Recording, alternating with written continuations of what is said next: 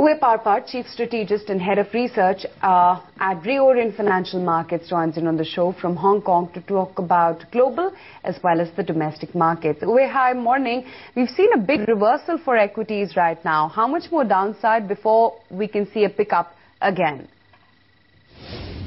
I think this can go down a bit further, but there are expectations that the U.S. Fed is going to signal quantitative easing step 3 prior to the end of Operation Twist, and I think that will give the market a lift. So we're near the bottom, I think.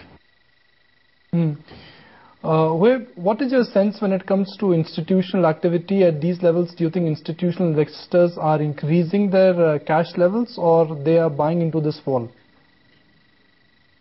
I don't think anybody is buying into this right now. Catching falling knives is never a good practice, I think, anywhere. And so this is not what I would recommend at this point in time. I think either people are parking their money in cash or rotating into short-dated treasury bonds of various nations, whether it's Chinese bonds or U.S. bonds or what have you. So that's the direction. We're seeing a rotation into fixed income at this point. Where will oil be the big risk going forward? The only way it's going to be a big risk is if the Iran situation, takes a turn to the worst. We have to see what happens.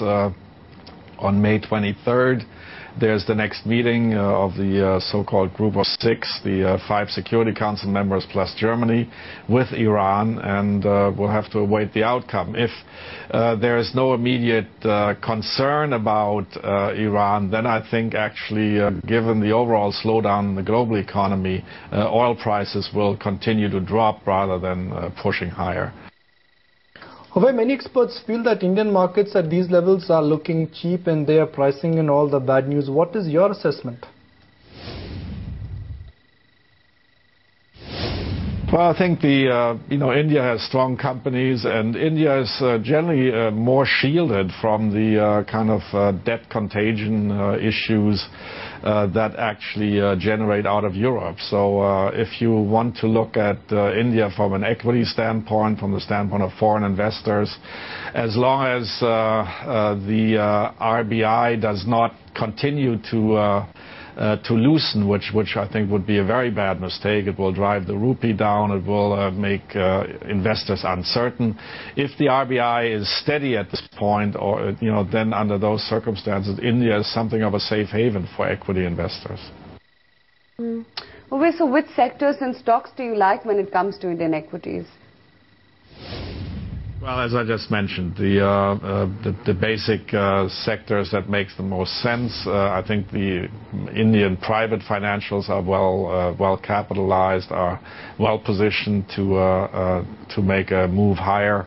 I think on the tech sector, there's ample upside possibilities. They're sitting on a lot of cash and can pay good dividends. So those are the principal sectors that I would recommend at this point.